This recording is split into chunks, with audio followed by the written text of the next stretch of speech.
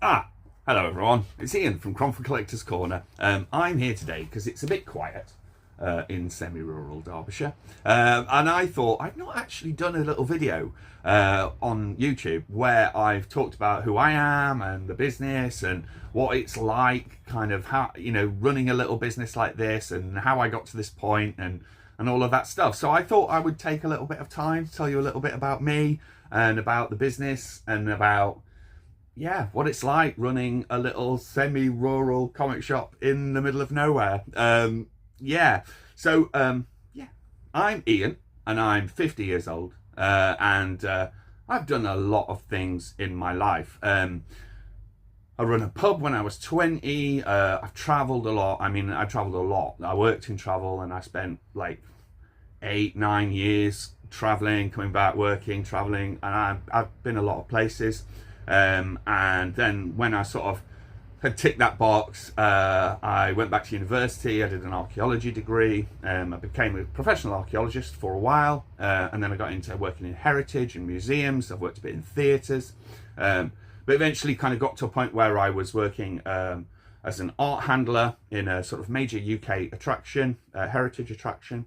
And when I kind of got there, and I worked very hard to kind of get to that place, when I got there, I actually found it really, really difficult. I had quite a lot of issues in my life at the time, and I found it really stressful, and I just didn't like it, and it just wasn't for me. And I got very ill with stress, and when I came out of hospital, I was like, what am I going to do?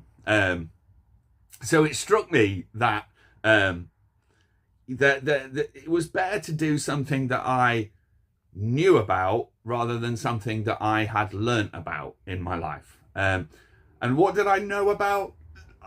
I knew about Batman, and I knew about Doctor Who, and I knew about Star Trek, and I knew about Judge Dredd, and I knew about loads of geeky stuff. I don't know everything about everything, but I know a little bit about a lot of these things. So it just struck me that was the direction that I should go in. So it took me a long time to get to the position of having a shop and being able to get decent stock and all of that stuff. But I left this sort of stressful job, and I got a little job in a sandwich shop in Cromford, and I did that for a bit, and then gradually my employer were grateful. I'm very grateful to them. Allowed me to go part-time, and which allowed me to start doing stuff on eBay. And then I started doing a market stall, for a little bit. And then eventually this little shop came up in Cromford. So the shop itself is very, very small. It has no facilities whatsoever. I have electricity, but I have no water. I've got no loo. I've got no heating. So it certainly is a challenge, particularly at this time of year when it gets cold. So it's very affordable.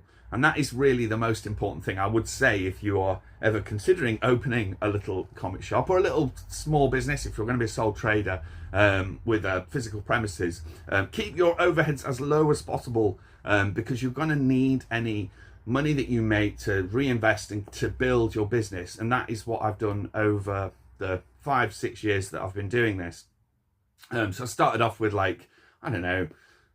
things that weren't worth an enormous amount of money, comics 50p a pound, PlayStation 2 games, stuff like that, and then gradually made a small bit of money, put it back in, bought something better, put it back in, bought something better, put it back in, and eventually you get to the point of not having any money, but having a lot of much better quality stuff. So that's me, that's what I've done, and how I've ended up with this business. So I do a whole thing on the internet, and it's really that's helped me survive. So I opened the shop. I went full time at the business about 3 weeks before the first COVID lockdown in the UK. I'd left my other job. I was like, right, I'm going to do this.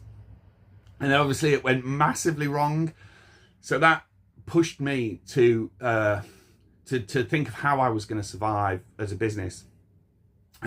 So I started doing a whole thing on the internet. I created a Facebook page, and I wrote every day. I would find some comics and I would go, oh look, this is really cool, and and find something interesting, because there's something interesting to say about all this stuff, right?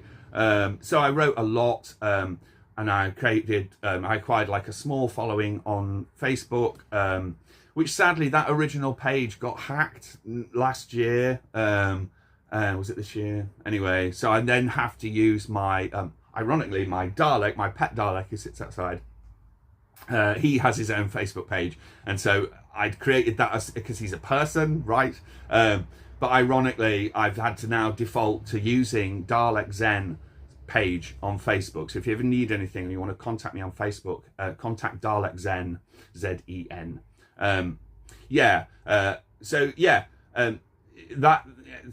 That sort of started, that kept me going through COVID.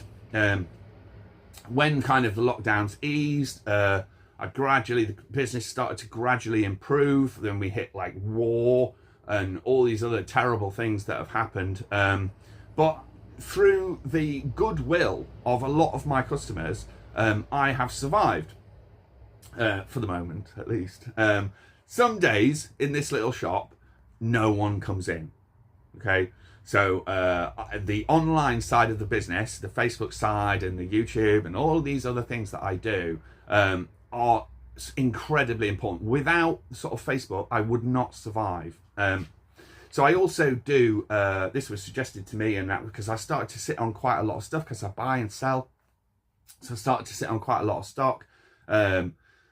So someone suggested to me doing like an auction page, and this is kind of, I see obviously quite a lot of this sort of stuff, but it's a little private page where a few hundred people that follow me get a little bit of a bargain, and it enables me to make a very small profit, but also move stuff on and not just be sitting on thousands and thousands of comics, which obviously would be a problem.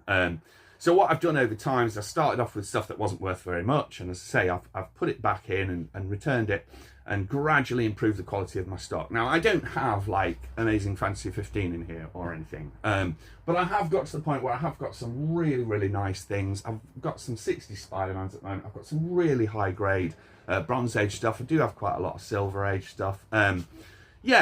So I've sort of clawed my way to surviving with no money in a tiny village in the middle of nowhere.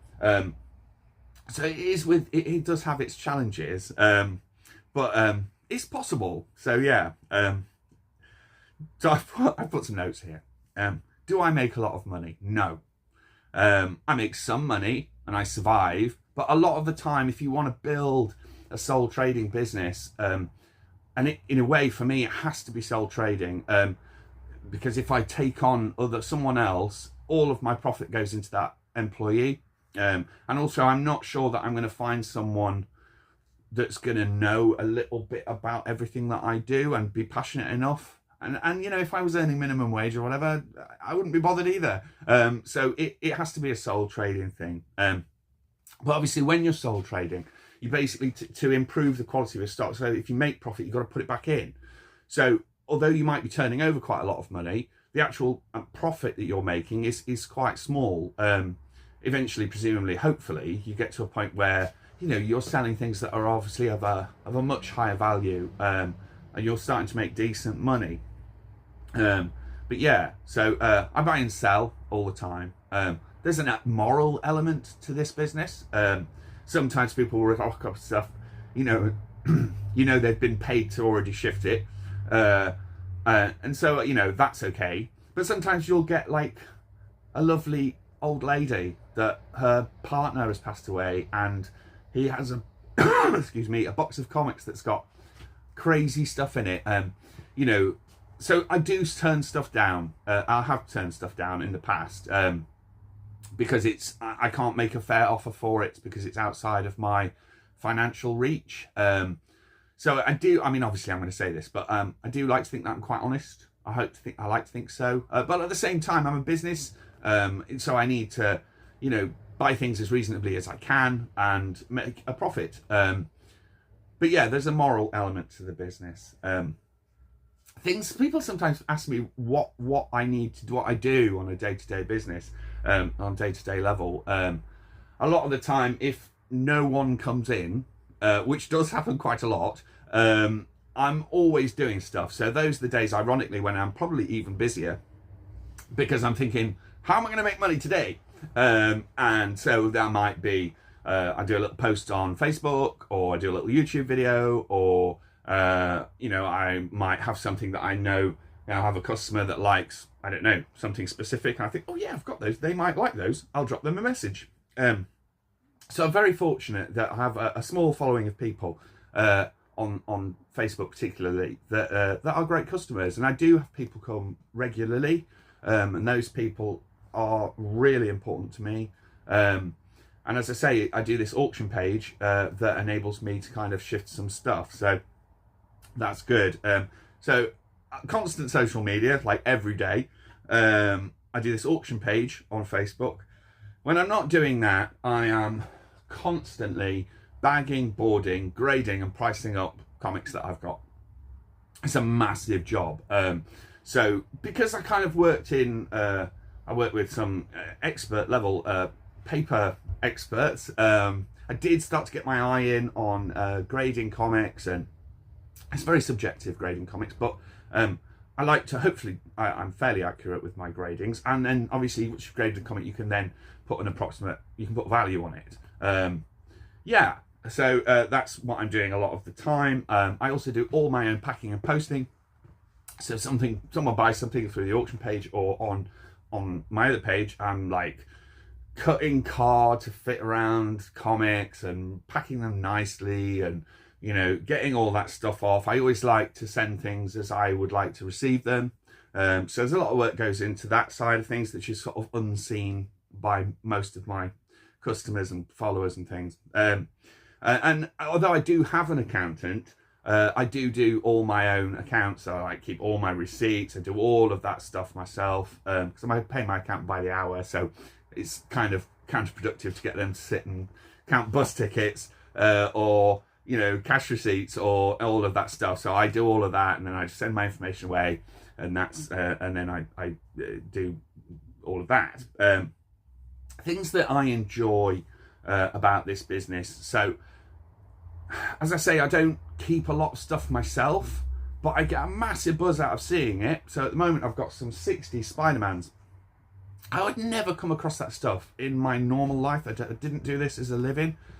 So sometimes to see that, it's like, oh my god, I had a gentleman come in with Avengers #4, first Captain America in the Silver Age, and I was like, oh my god, I've never seen this. I mean, I've seen the reprints of it, but just sit and actually look at this for a minute. You have Daredevil #1 as well, and I was like, oh my god, that's so cool. So for a lot of people, I know there's a scale to everything, and I know that there's a lot of dealers out there that are dealing in the really, really high-end stuff. And that is not where I am. I'd love to be there one day, but it's certainly not where I am at the moment. But I do occasionally get to see really special things, or things that I just think, are really cool. So I'm lucky to do that. So I get a real buzz off, even if I don't get to own it. If someone comes in that's like a massive, I don't know, Green Lantern fan, and I've got something really cool that's Green Lantern, and just their expression, like the kind of, their excitement to find something either ticks their box or it has like a nostalgic element to them. It's special to them. That's really, really cool. I get a massive buzz out of that. And I get a buzz out of kids. I don't get loads of kids in, but I do occasionally get really sweet kids in that are like, Venom fans. And, oh, here's a Venom for £3. Like, oh my god! And that again is a lovely element to it. And at the end of the day, I'm very fortunate to do something unusual. I know there's a lot of people out there that are watching probably, or some people that are watching, but some people that might be watching that have like a normal job, and I've done a normal job, and it can be really, really tough. I have to say, now that it's been like 5, nearly 6 years that I've been doing this, if I had to go back to doing a normal job, I think it would be really, really challenging. So I hope that I don't have to do that. Never say never, right? But, I would find it really tough. And I know how tough that can be for a lot of people. So I share your pain. I really do.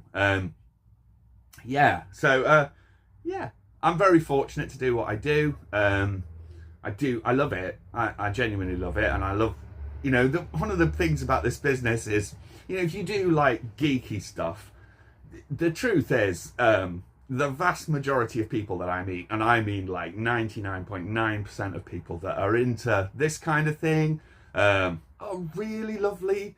You don't get many. You just get generally really nice people that like Star Trek or Battlestar Galactica or whatever. Yeah, it's a big thing. It's a big part of it. And I'm very fortunate to know those people and to have those people come in, and it means a lot to me. Yeah. So I could show you a ton of stuff that I've got in the shop, but I'm not going to do that. I just wanted to offer up this little video to talk about me a little bit and running a little comic shop in a semi-rural location and what that's like. And yeah, and say that to you that if this is something that you've always wanted to do, because I do get that quite a lot. I mean, a lot of people that are like, oh, I'd love to do this, but I can't, and because of this reason and that reason. What I would say to that is, what's the expression about necessity being the mother of invention? I think sometimes, people might think, oh, he's chosen to do that and it's really cool. But the truth is, I sort of felt I had to do it. I had no other choice, because it was the thing that was going to keep me sane and get me out of the situation that I was in at the time. And it's done that. So, I'm massively grateful for that. Yeah. Some parts of this business are not as hard as you think. All the information is out there. You want to find out about, what are the key issues in Batman? It's out there. The information is out there. Learning how to grade. It's not that difficult. You just need to just really kind of get your eye in and look at the comic grading scale and think about that. Pricing, it's not complicated. Again, all the information is out there. My advice, on that is don't be greedy. Just probably undercut eBay if you can. Yeah. And hopefully, and then be nice to people, and that tends to come back. Be honest, if you give people, if people sell you stuff and they're happy with what you've given them, they will probably go away and tell others, oh yeah, I sold those things to that guy and he was really nice and he gave me a decent price. That stuff comes back. Whereas if you do it the other way, they go away and go, blinking heck, he ripped me off and it turned out that was worth 500 quid and he only gave me a tenner. Do you know what I mean? Then that will also come back in a negative way to haunt you. So I would say be honest and nice to people, and it comes back to you. Yeah. Anyway, I've rambled for long enough now. If there's anything I can ever do for you, find Dalek Zen on Facebook. Drop me a line on this channel. Or come to Cromford in Derbyshire and find me and come and have a chat with me, because I have tons of stuff in here that's really cool, and you would help support me as a business, and and hopefully I'll find you something cool and we can have a chat. Brilliant. Thank you so much, guys. You all take care, okay? Nice to talk to you. See you later. Bye.